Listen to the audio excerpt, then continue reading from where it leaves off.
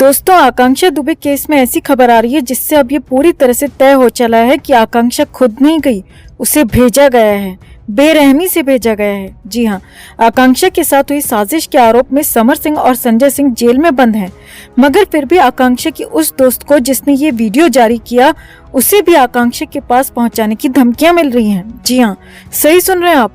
आकांक्षा की जिस दोस्त ने ये जब से वीडियो जारी किया है तब से लगातार उसे धमकियां मिल रही हैं, जिस वजह से वो अंडरग्राउंड होने को मजबूर हो गई है।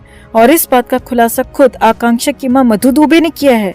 उन्होंने मीडिया से बात करते हुए बताया कि पहले उन्हें और उनके परिवार को धमकियां मिल रही थीं और अब आकांक्षा की इस दोस्त को भी धमकियां मिल रही हैं। तो ऐसे में सवाल उठता है कि जब समर और संजय सिंह दोनों ही जेल में बंद हैं, तो फिर आकांक्षा की दोस्त को कौन धमका रहा है? क्या इस साजिश में कोई और भी शामिल है? तो आखिर क्यों मिल रही है आकांक्षा की इस दोस्त को धमकियां? कौन है इसे धमका रहा? और क्या आकांक्षा की इस दोस्त और परिवार को मिलेगी सुरक्षा? आपको बताते हैं सब। आप भी आकांक्षा के इंसाफ के लिए इस खबर को ज्यादा से ज्यादा लाइक और शेयर कर अपना प्यार और सपोर्ट दिखाएं और कमेंट में जस्टिस फॉर आकांक्षा लिखना ना भूलें। आकांक्षा के इंसाफ की मुहिम में हमारा साथ देने के लिए चैनल के साथ जुड़े, चैनल को सब्सक्राइब करें। तो जब से आकांक्षा का नया वीडियो सामने आया है, चारों तरफ अफरा तफरी का माहौल है। आकांक्षा के फैंस में गुस्सा है, आक्रोश है। वहीं जेल में समर सिंह की हालत भी खराब बताई जा रही है, क्योंकि उसे जेल में ये खबर मिल चुकी है कि बाहर उसके खिलाफ इस वीडियो के रूप में सबसे बड़ा सबूत सामने आ चुका है।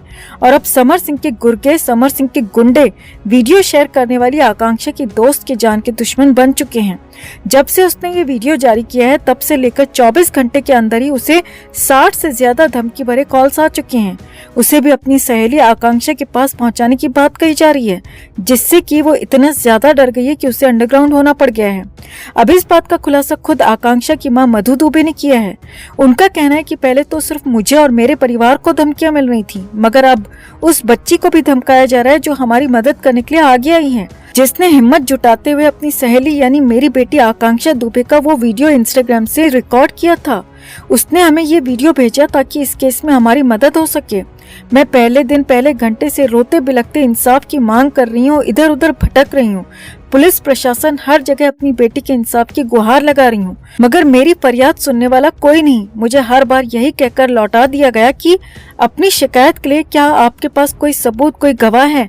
अब मेरी मरी हुई बेटी खुद अपनी गवाही देने पहुंच गई है इस वीडियो के जरिए, तो अब क्यों प्रशासन चुप है? आकांक्षा की जिस सहेली ने हमारी इतनी बड़ी मदद की, अब उस बच्ची को भी धमकियां मिल रही हैं। मेरी बेटी तो चली गई, मगर बेटी समान इस बच्ची की जान को खतरा न हो, इतना बड़ा सबूत बाहर लाने के बाद इसीलिए ही हमने उसका नाम और पहचान गुप्त रखी।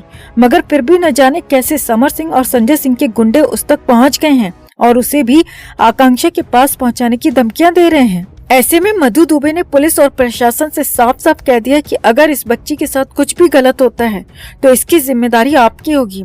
अब सवाल उठता है कि जब समर सिंह और संजय सिंह दोनों इस वक्त जेल में बंद हैं, तो आकांक्षा की दोस्त को किसकी तरफ से धमकियां मिल रही हैं? क्या कोई तीसरा भी इस पूरी साजिश में शामिल है जो आजाद घूम रहा है? क्या वो तीसरा शख्स संदीप सिंह है या अनुराधा सिंह? इस तरह के भी सवाल उठने लग गए हैं, क्योंकि समर सिंह और संजय सिंह के अलावा इस केस में संदीप सिंह और अनुराधा सिंह, ये दोनों भी संदिग्ध के तौर पर नजर आ रहे हैं। क्योंकि संदीप सिंह वो शख्स है जिसके साथ आखिरी बार आकांक्षा को देखा गया था और जिसका होटल में आते हुए वीडियो जारी किया गया। जाने का वीडियो अब तक सामने नहीं आया। और अनुराधा सिंह ने भी आकांक्षा की विदाई में जो जल्दबाजी दिखाई, उसके फोन से जो डेटा डिलीट किया, तो अनुराधा सिंह पर भी शक की सुई घूम रही है। ऐसे में सवाल उठ रहे हैं कि कहीं संदीप सिंह या अनुराधा सिंह के जरिए ही तो आकांक्षा की इस दोस्त को धमकियां नहीं मिल रही। ऐसे में पुलिस को इस बात की जांच करनी चाहिए कि आखिर कौन आकांक्षा की दोस्त को धमका रहा है, और संदीप सिंह और अनुराधा सिंह की भी जल्द से जल्द अरेस्टिंग कर सख्ती से पूछताछ करनी चाहिए। तो आपको क्या लगता है, आखिर कौन हो सकता है जो आकांक्षा के परिवार की मदद करने वाली इस लड़की के पीछे पड़ गया है? कौन नहीं चाहता कि आकांक्षा का सच बाहर आए? क्या वो कोई समर सिंह के गुंडे हैं या अनुराधा या संदीप सिंह? आपको क्या लगता है दोस्तों? कमेंट में इसे लेकर आप भी अपनी बात, अपनी राय जरूर रखें और वीडियो को ज्यादा से ज्यादा लाइक और शेयर कर अपना प्यार और सपोर्ट भी जरूर दिखाएं। तो जैसा कि आप सब जानते हैं कि आकांक्षा केस का आरोपी समर सिंह इस वक्त 5 दिन की रिमांड के बाद न्यायिक हिरासत में भेजा जा चुका है और उस पर इस केस में धारा 306 लगाई गई है। अब धारा 306 का मतलब होता है किसी को आत्महत्या के लिए उकसाना। लेकिन आप कोई भी बड़ा वीआईपी केस उठाकर देख लीजिए जहां धारा 306 लगाई गई हो, हर उस केस में आरोपी ज्यादा से ज्यादा 2-4 महीने जेल में काटकर वापस आकर आराम से अपनी जिंदगी जी रहा है। और इस बात को समझने के लिए सुशांत से बेहतर उदाहरण क्या हो सकता है, जहां रिया चक्रवर्ती पर धारा 302 लगने के बजाय 306 लागू हुई और वो आज बड़े आराम से अपनी जिंदगी काट रही है, टीवी पर अपनी वापसी कर चुकी है। इससे ज्यादा दुखदाई क्या हो सकता है कि सुशांत के बुजुर्ग पिता और सुशांत की चारों बहनें आज भी इंसाफ का इंतजार कर रहे हैं, मगर 3 साल बाद भी ना तो सीबीआई ने इस केस में अब तक कोई अपडेट दिया है और ना ही रिया चक्रवर्ती ही जेल में है, बल्कि वो बड़े आराम से अपनी नॉर्मल जिंदगी में लौट आई है। इसी तरह तुनिशा का आरोपी सिजान खान भी जमानत पर रिहा हो चुका है और इसी तरह जिया खान का आरोपी सूरज पंचोली भी जमानत पर रिहा होकर ऐशो आराम की जिंदगी काट रहा है। ये सभी पापी हंसता खेलता परिवार उजाड़कर मजे से जी रहे हैं, जबकि साफ तौर पर इनकी वजह से किसी की जान चली गई, किसी का बेटा, किसी की बेटी चली गई, मगर इन्हें कुछ नहीं हुआ। ये सभी अपनी जिंदगी में मौज काट रहे हैं, तड़प रहे हैं। तो इन सभी के परिवार जिन्हें कभी न्याय नहीं मिला, और शायद यही सारे उदाहरण देखते हुए आकांक्षा की मां ने अपना मन बना लिया है कि वो अपनी बेटी के साथ ऐसा नहीं होने देंगी। वो उसके कातिल, उसके आरोपी को आजाद नहीं होने देंगी, अपनी बेटी को न्याय दिलाकर रहेंगी। और इसीलिए ही अब वो इस केस में समर सिंह पर लगी धारा 306 को बदलवाकर उस पर धारा 302 लगवाना चाहती हैं। उन्होंने ठान लिया है कि वो हर हाल में समर सिंह पर धारा 302 लगवाकर ही रहेंगी, फिर चाहे इसके लिए उन्हें कितनी ही मेहनत क्यों न करनी पड़े। वो जमीन आसमान एक कर देंगी, मगर अपनी बेटी के कातिल पर ये धारा लगाकर ही दम लेंगी। और जब एक माँ अपनी पे उतर आती है, कुछ ठान लेती है, तो कोई भी ताकत उसे रोक नहीं सकती।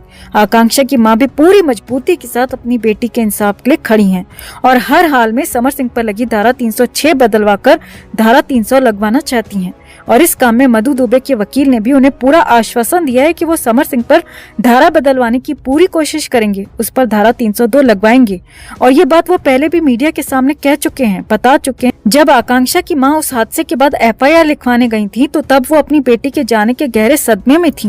वो धारा 302 ही लगवाना चाहती थी, मगर कानून की ज्यादा जानकारी न होने के चलते पुलिस ने केस को घुमाते हुए धारा 302 के बजाय 306 लगाई और तब से इसी धारा के तहत ही समर सिंह पर यह केस चल रहा है। मगर अब मैं अपनी तरफ से पूरी कोशिश कर रहा हूं कि ये धारा बदलवाकर समर सिंह पर धारा 302 लगवाऊं। यहाँ आपको बता दें कि इसको अंजाम देने के लिए मधु दुबे के वकील शशांक शेखर त्रिपाठी ने अपनी याचिका भी तैयार कर लिया और कोर्ट में सबमिट भी करवा दी है, जिस पर जल्दी कोर्ट भी अपना फैसला सुना सकती है। एक और बड़ी खबर इस केस में निकल कर आ रही है कि न सिर्फ आकांक्षा की मां बल्कि वकील भी ये चाहते हैं कि आकांक्षा केस की जांच सीबीआई को जाए और सीबीआई इसमें अपनी जांच करे। शुरुआत में जिस ढिलाई से पुलिस इस केस में काम कर रही थी, तभी सारनाथ पुलिस पर सवाल उठने लगे थे। मधु दुबे की मां ने तो यहाँ तक कह दिया था कि समर सिंह ने 2 करोड़ में सारनाथ पुलिस को खरीद लिया है और अब मुझे सारनाथ पुलिस पर बिल्कुल भी भरोसा नहीं। और इसी बात को लेकर उन्होंने जब यूपी के सीएम योगी आदित्यनाथ से गुहार लगाई थी, तो उसके बाद से ही हमने पुलिस को इस केस में अचानक से एक्टिव होते देखा और तब जाकर लगा कि नहीं, अब पुलिस सही दिशा में जांच कर रही है, तय तक पहुंचने की कोशिश कर रही है, कार्रवाई कर रही है, एक्शन कर रही है।